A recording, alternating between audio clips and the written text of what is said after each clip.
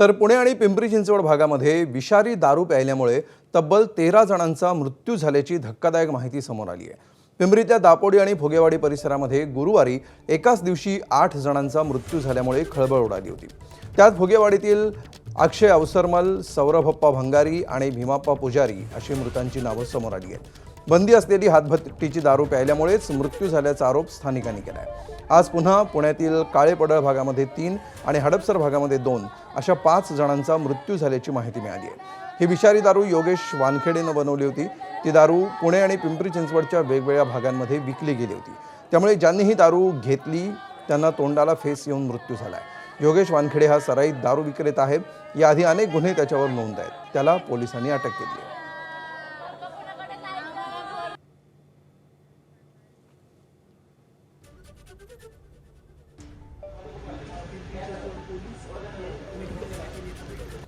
तर पुण्यामध्ये विषारी दारूमुळे पिंपरी चिंचवडच्या फुगेवाडीमध्ये विजय राठोड आणि राजू राठोड या 2 सख्ख्या भावांचा मृत्यू झालाय। तर त्यांचे वडील प्रकाश हे दृष्टीहीन झालेत। त्यांनाही उपचारासाठी रुग्णालयामध्ये दाखल करण्यात आलंय। दोघांच्या पत्नींसोबत संवाद साधलाय आमच्या प्रतिनिधीने।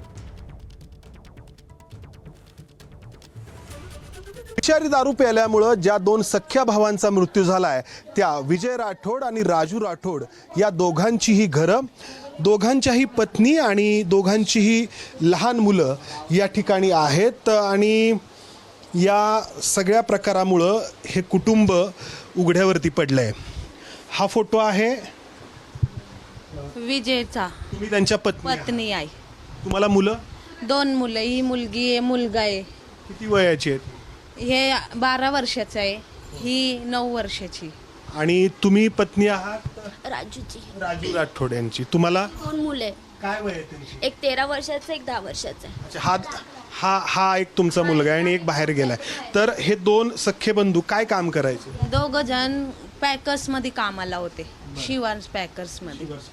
हा, नक्की काय घडलं त्या दिवशी? त्या दिवशी मंगळवार दिवस होता। माझे मिस्टर, माझे भाऊजी 2 जण कामाला जायचे, संगतीला जायचे, संगतीला यायचे। पण त्या दिवशी एक केमिकलचे काम होतं त्यांना। दररोज वेगवेगळं काम असतं। त्या दिवशी केमिकल पॅकिंगचं काम होतं। तर ते केमिकल पॅकिंगच्या टायमाला केमिकलचा ड्रम फुटला। तर ते फुटल्यामुळं त्यांच्या डोळ्यांची खूप आग होत होती, खूप। तर त्याच्यामुळं आग होत होती। तर संध्याकाळी आल्यानंतर सांगितलं माझ्या मिस्टरांनी मला की माझ्या डोळ्याची खूप आग व्हायला लागली, मला जेवण नाही जाणार। तर म्हटलं आंघोळ करून घ्या, मग जाईन तुम्हाला जेवण। तर त्यांनी आंघोळ केली, थोडंसं जेवले, झोपले। सकाळी उठून कामाला गेले तर त्यांना दुपारनं नंतर दिसाई नाही लागलं होतं डोळ्याने। मग त्यांनी मला फोन केला की सोनाली, मला डोळ्याने दिसत नाही, मला डोळ्याला अंधेरी आली। मग म्हटलं मला कुणाला तरी घ्यायला पाठव। मी माझ्या भावाला पाठवून दिलं घ्यायला।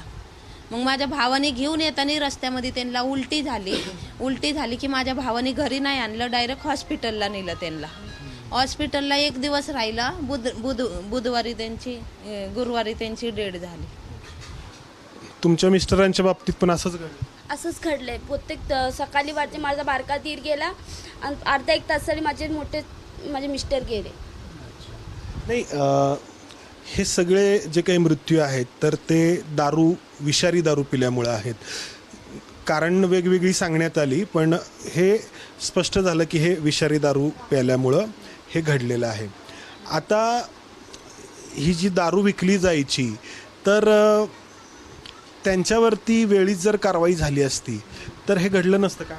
नसतं घडलं। माझे मिस्टर तर सतत त्यांच्या घरात असायचे, दारूवाल्यांच्या घरात सतत माझे मिस्टर बसून असायचे।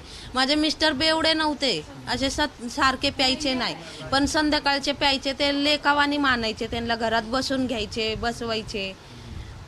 ही लहान लहान मुलं आहेत, हे तुम्हाला? मुलं आहे, ही माझी सासू आहे। हे माझी सासू जरा डोक्यामध्ये कमी आहे। आता हे कसं, म्हणजे हे लहान मुलं आहेत सगळी, तुम्हालाच वाढवायला? मामालाच वाढवायला लागेल। आता काय करणार? जे आधार होता तो आधार तर गेला आता आमचा। आता आमच्या मागे कोणच आधार नाही, भाऊ ना बहीण ना, कोणच नाही, आई बाप पण सुद्धा नाही, सासू सासरेच आहे।